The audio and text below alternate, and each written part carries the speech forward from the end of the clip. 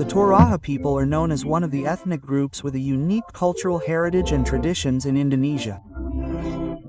Located in the northern mountainous region of South Sulawesi, their uniqueness is reflected in various aspects of life, such as the architecture of traditional tongkonan houses, the Rambu Solo ceremony, funeral ceremonies, and the symbolism-rich carving art. The distribution of the Toraja people is not limited to their original region, namely Tanah Toraja Regency, North Toraja, and Mamasa Regency. Toraja communities can be found throughout the archipelago, and they maintain their cultural identity and traditions. Their geographical location in the mountains has a significant influence on the lifestyle and customs of the Toraja people. Their traditions, such as the use of uniquely shaped stilt houses and traditional ceremonies full of spiritual meaning, reflect local wisdom that differs from coastal communities in Sulawesi. The name Toraja comes from the word toraja, meaning people who live in the upper land or people from the mountains. This refers to the geographical location of the Toraja people who live in the mountainous region of South Sulawesi. Some also say toraja means people who inhabit the mountains to the west. Over time, the name Toraja was adopted and pronounced as Toraja, which is now used to refer to the tribe. Traditionally, the Toraja believe that their ancestors descended from the sky and descended to earth via a ladder made of bamboo. Their first landing place was the high mountains of South Sulawesi, now their ancestral homeland. This legend is closely related to the concept of Alak Todolo, which governs the spiritual, social, and cultural life of the Toraja people. The latter symbol in this mythology also reflects the relationship between the upper, middle, and underworlds, which is at the heart of their cosmology. This myth reflects the Toraja people's belief in the close connection between humans and the spiritual world. Based on anthropological and linguistic studies, the Toraja people have historical roots linked to Austronesian migrations. One hypothesis states that their ancestors originated around the Gulf of Tonkin, an area between North Vietnam and South China, before migrating to the Indonesian archipelago. After arriving in Sulawesi, they initially settled in coastal areas. However, over time, they moved to the highlands of South Sulawesi, now known as the Toraja region. Over time, the Toraja people assimilated with the indigenous people of Sulawesi, enriching their culture, arts, and traditions, such as the traditional tongkonan house and unique funeral rituals. In the early days, the Toraja people lived in small groups and developed an agrarian culture, primarily farming and gardening. The first contact with the outside world occurred in the 17th century when traders and Islamic missionaries from Bugis and Makassar entered their territory. However, the Toraja people maintained their ancestral culture and religion, called Aluk Todolo. Although many later converted to Christianity after Dutch missionaries arrived in Tanah Toraja. Initially, the Dutch ignored the Sulawesi highlands due to difficult access and unproductive land, including the Toraja region. In the late 19th century, the Dutch saw Toraja as a potential target for the spread of Christianity. In addition, the Dutch were concerned about the aggressiveness of the Bugis people and their communities in spreading Islam in South Sulawesi. Islam entered the Toraja land in 1858. However, the process of Islamization in this region faced many challenges that prevented significant development. Some of the main factors that contributed to the failure of Islamization in the Toraja land were the relationship between Toraja and the kingdom in South Sulawesi, which was often fraught with conflict. The invasion of the Bone Army created tensions, leading the Torajan people to maintain their local identity rather than accept outside influences, including Islam. The economic and political conflict known as the Coffee War also affected social stability. In such a conflict, people focused more on maintaining their own survival than embracing cultural or religious change. Meanwhile, the Dutch colonial government supported Christian missions in Toraja, which were a major competitor to the Islamization process. Christian missions succeeded in building schools, health services, and other infrastructure that attracted public sympathy, making Christianity more readily accepted. In 1906, the Dutch established a Christian mission in Tanah Toraja. This led to major changes in the social structure and beliefs of the Torajan people. In the 1920s, the Dutch launched a Christian mission, simultaneously abolishing slavery and imposing taxes. Initially, the Dutch missionaries faced resistance. The Torajan people remained committed to maintaining their ancestral beliefs. Furthermore, the abolition of slavery disadvantaged the Torajan elite and nobility. Furthermore, high taxes further strained relations between the Torajan elite and the Dutch missionaries. In the 1930s, when attacks by Muslim settlers from the lowlands began, the Torajan people found themselves in a complex situation. Some chose to convert to Christianity to gain protection from the Dutch colonial government, which at the time used Christianity as a tool of social control. However, many of them maintain the ancestral religious traditions known as Aluptodolo, which are central to Torajan cultural identity. Then, from 1953 to 1965, pressure from the Dii Darul Islam movement, the Indonesian Islamic Army, Tentara Islam Indonesia, led by Khar Muzakkar, presented a significant challenge to the Torajan people. This movement sought to implement Islamic law in South Sulawesi, including the predominantly non-Muslim Toraja region. The Torajan people, who already had a strong social and cultural structure, managed to survive despite facing threats and violence.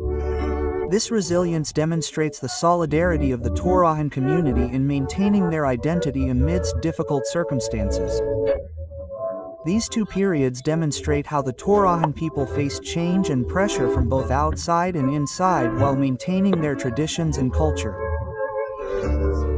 In 1965, the Indonesian government issued a policy recognizing only 5 official religions at the time, leaving indigenous communities, such as those in Tanah Toraja, facing the dilemma of maintaining their ancestral religious traditions. In response to this policy, in 1969, Torajan traditional figures and spiritual leaders took a strategic step by integrating Aluptodolo, the ancestral path, into the framework of Hindu Dharma, known in Toraja as Hindu Alupta. This step provided a way for Aluptodolo to be recognized by the state while simultaneously preserving its spiritual essence within the community. This strategy involved translating traditional values into a formal framework. Aluptodolo rituals, teachings, and philosophies were aligned with Hindu Dharma principles to meet the criteria for an official religion. Following the integration, Aluptodolo-based religious practices incorporated into Hindu Alupta finally gained legitimacy from the state. Today, the majority of Torajan people are Christian, followed by Muslims, and a small minority still maintain ancestral beliefs in the form of Hindu Alupta. Nevertheless, Torajan traditional rituals derived from Aluptodolo, such as the Rambu Solo ceremony, funeral ceremonies, and the Rambu Tuka Thanksgiving ceremony, are still practiced by almost all Torajan people, regardless of their religious affiliation. The Toraja case demonstrates how indigenous communities can maintain their spiritual identity despite pressure from state policies. This integration also serves as an example of religious tolerance and flexibility, enabling harmony between traditional beliefs and modernity within a national context. To this day, the majority of the Toraja tribe adheres to Christianity, either Protestant or Catholic. However, many of them maintain the traditional Aluptodolo belief, inherited from their ancestors. A small minority also adheres to Islam. The Toraja people have a traditional social stratification system passed down through generations. This system is called social stratification and divides Toraja society into several main classes that influence status, roles, and rights within society. The following is an explanation of the social strata of the Toraja tribe, the monthly land nobility. This class constitutes the highest class in the social structure. It consists of traditional leaders, chiefs, and direct descendants of ancestors considered connected to divine ancestors.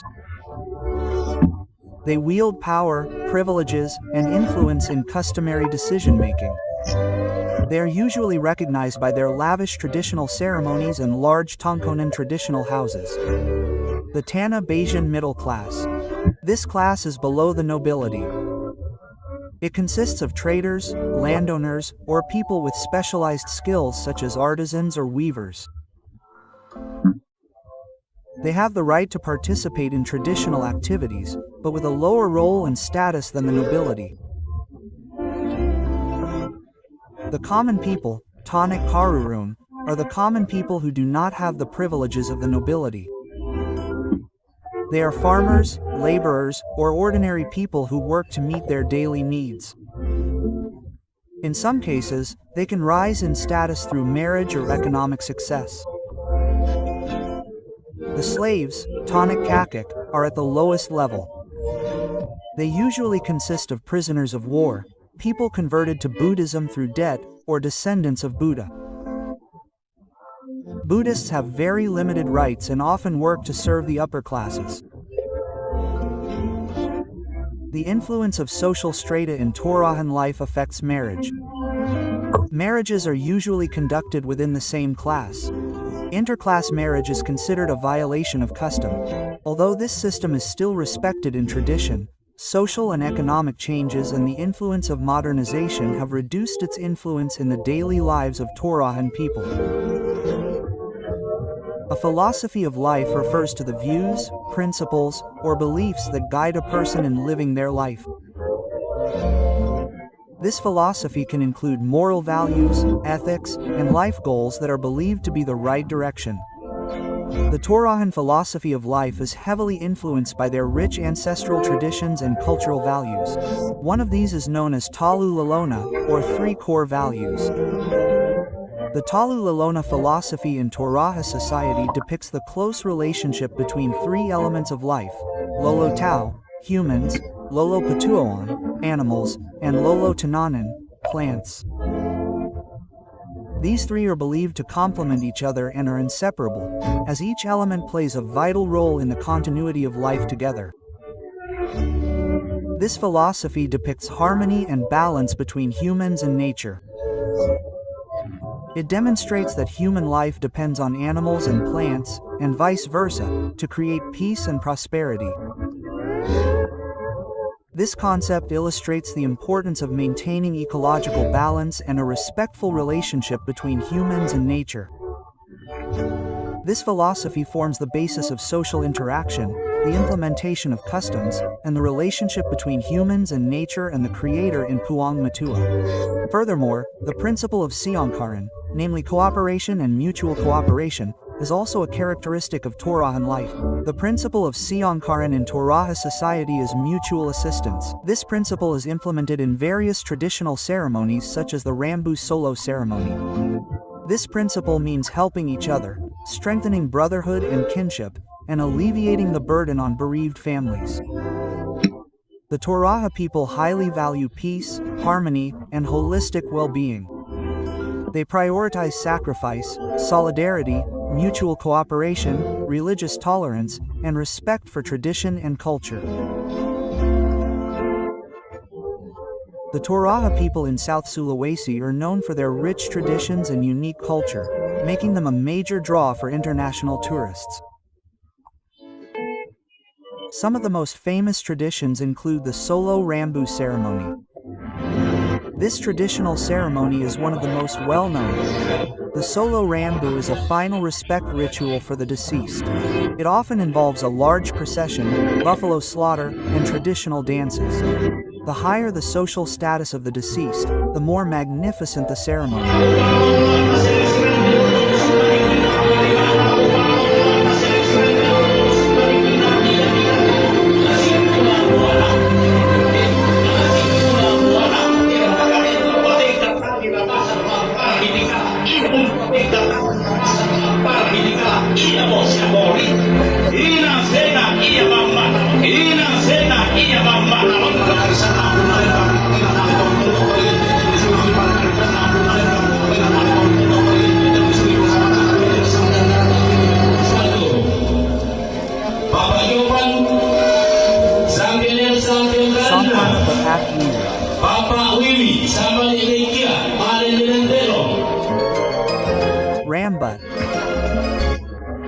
Sambut is a traditional Thanksgiving ceremony performed to celebrate happiness such as a harvest, housewarming, or other auspicious events. This tradition emphasizes gratitude to the Creator and ancestors.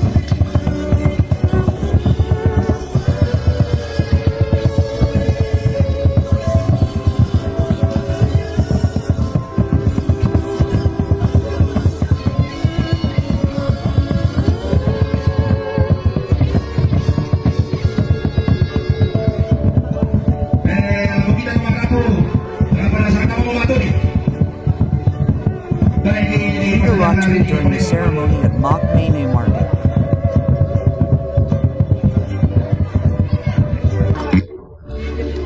The Mak Nene tradition is a ceremony to cleanse the remains of buried ancestors. During this ceremony, the family changes the clothes of the deceased as a form of respect and to maintain a spiritual connection with the ancestors.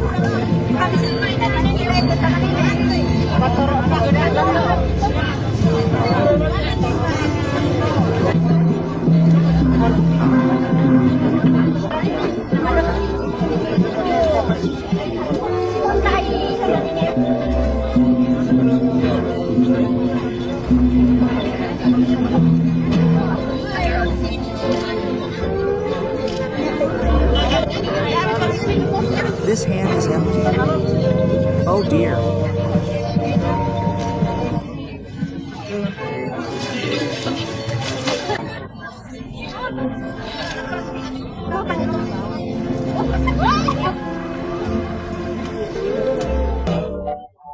Furthermore, the Tongkonan house, a traditional house with a curved roof resembling a boat, serves not only as a residence but also as a center for traditional activities and a symbol of family status.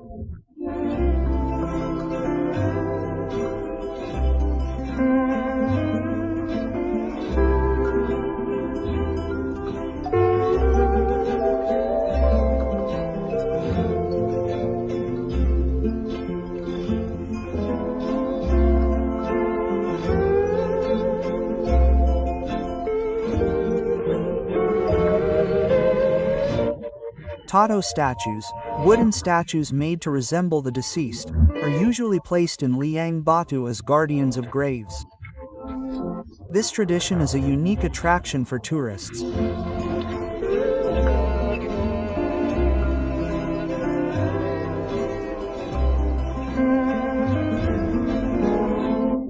Furthermore, the Toraja people have a rich cultural heritage reflected in their various traditional dances.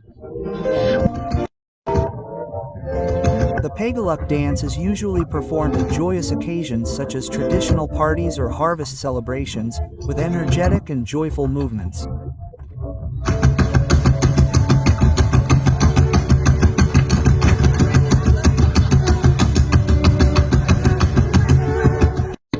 The Da Bulan dance is a sacred dance often associated with certain traditional ceremonies.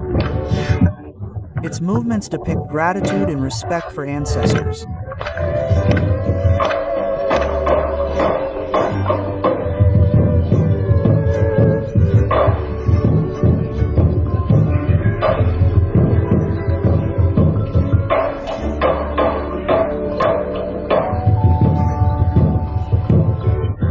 All of these dances have deep philosophies and are part of Toraja's cultural identity.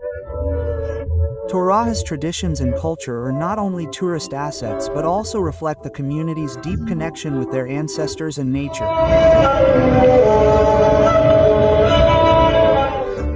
Dear sirs, Ternate is indeed one of the most popular tourist destinations in Indonesia, primarily due to its rich culture, traditions, and unique nature. Tanah Toraja is a destination rich in culture while offering visitors a profound spiritual and aesthetic experience. Please visit. Sorry for all mistakes and shortcomings. Thank you. Paling populer di Indonesia, terutama karena kekayaan budaya, tradisi, dan alamnya yang unik. Tanah Toraja adalah destinasi yang kaya akan budaya sekaligus menawarkan pengalaman spiritual dan estetik yang mendalam bagi pengunjung. Silakan Anda berkunjung. Mohon maaf segala khilaf dan kekurangan. Terima kasih.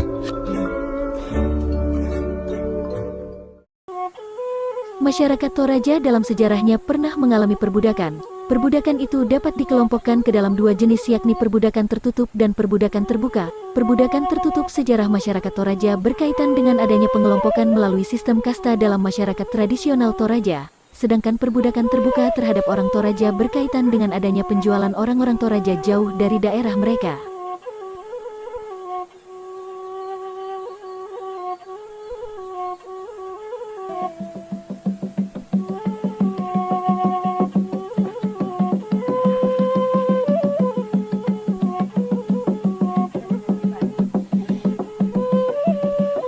Sistem kasta atau tanah dalam masyarakat Toraja tersebut terdiri dari 4 golongan, yakni tanah bulaan atau bangsawan tinggi, tanah basi atau bangsawan menengah, tanah karurung atau rakyat kebanyakan, dan tanah kua-kua atau lapisan hamba budak.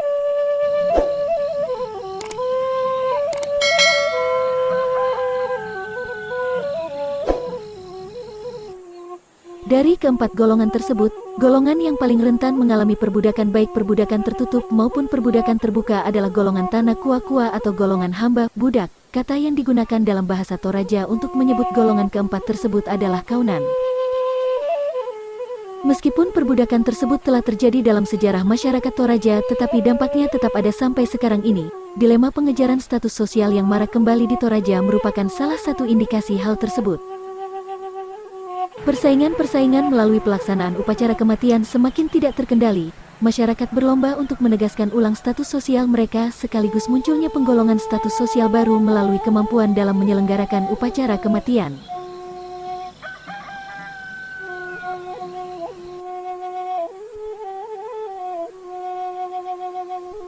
Mitos masyarakat Toraja yang menceritakan bagaimana asal-usul pemisahan antara orang merdeka dengan yang bukan dikisahkan melalui Pas Somba Tedong.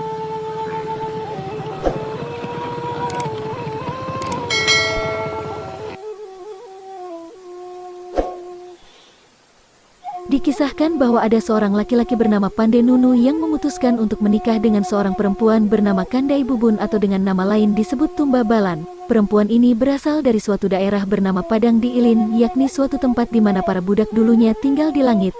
Ia menggunakan gelang yang terbuat dari tanah liat dan kakinya dihiasi dengan gelang-gelang yang terbuat dari semacam campuran logam. Ini memperlihatkan bahwa ia mengingkari kenyataan dirinya sebagai seorang budak karena para budak perempuan dilarang menggunakan perhiasan semacam itu.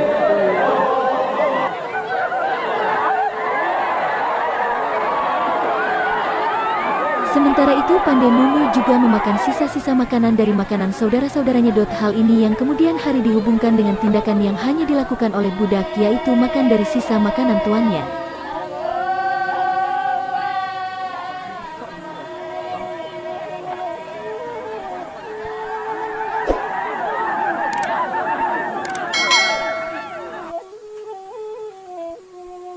Kisah tersebut tidak memberi penjelasan mengenai bagaimana perbudakan terjadi. Perbudakan sudah ada sejak dari dahulu, bahkan di dunia yang ada di langit. Tidak ada penjelasan mengenai siapa yang pertama kali tinggal sebagai budak di Padang di Ilin. Pesan dari kisah tersebut adalah larangan untuk mengubah status dan penolakan terhadap perkawinan campuran.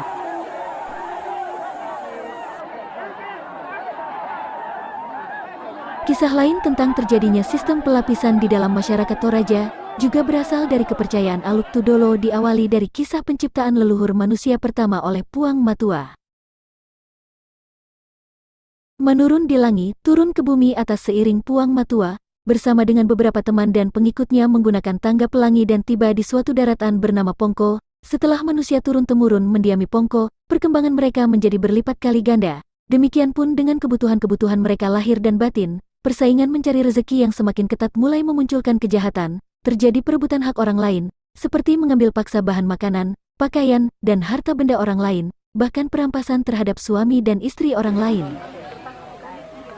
Suasana yang sedemikian rumit membuat orang-orang terkemuka mengambil inisiatif untuk bermusyawarah mencari mufakat guna memecahkan masalah, agar masyarakat tertib kembali. Ditentukanlah bahwa barang siapa bertindak melakukan perbuatan yang merugikan orang lain, baik laki-laki maupun perempuan, maka orang itu diwajibkan membayar ganti rugi baik moral maupun material kepada pihak yang dirugikan dengan berlipat kali ganda. Ganti rugi ini dinamakan kapak.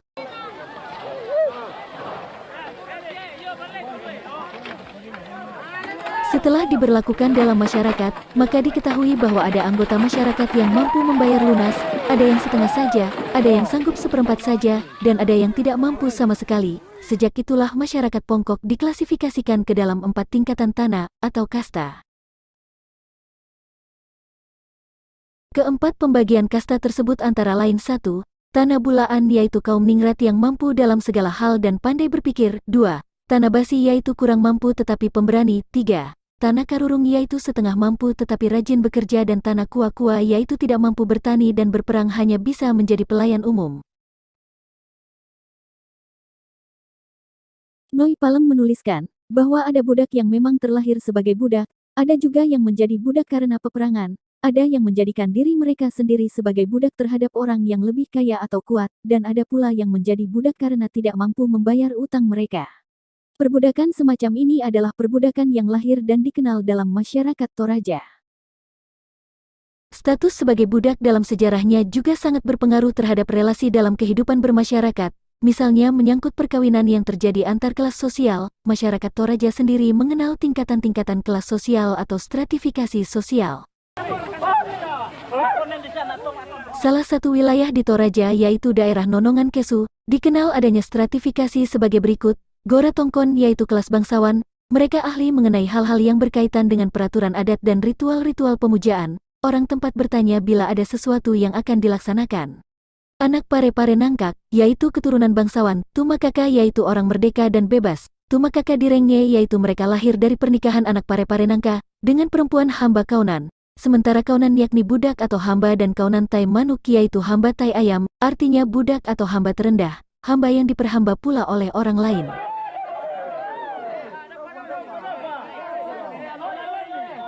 Sementara itu, di wilayah lainnya yakni Sanggala, dibagi menjadi 4 yaitu Puang Mas Sang, kelas tertinggi, bangsawan atau mereka yang disebut orang-orang berdarah putih, anak disese, mereka lahir dari pernikahan antara Puang Mas Sang dengan Tumakaka, sedangkan Tumakaka adalah orang-orang merdeka atau bebas, dan kaunan yaitu budak atau hamba termasuk di dalamnya adalah kaunan tai manuk.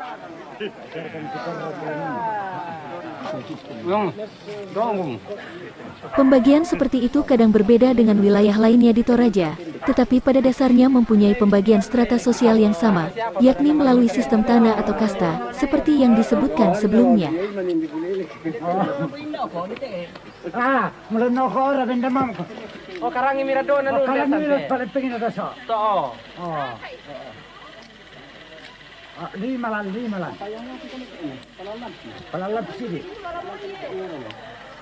Ya, di kolam akuarium.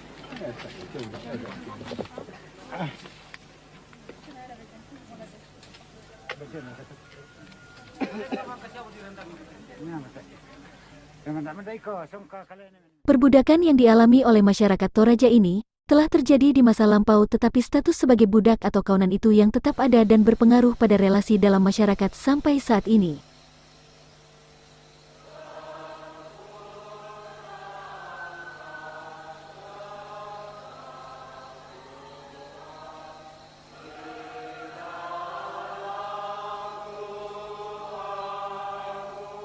Pada abad ke-20, agama Kristen hadir di Toraja bersamaan dengan kedatangan penjajah Belanda di sana yakni sekitar tahun 1906. Jauh sebelum masa itu sebenarnya Belanda telah mengeluarkan perintah yang melarang perbudakan.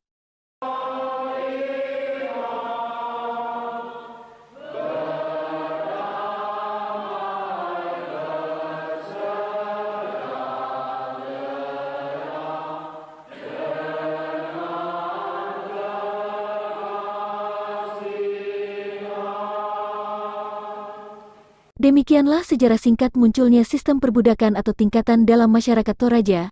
Dukung terus channel ini dengan subscribe agar kamu bisa mendapatkan info menarik lainnya.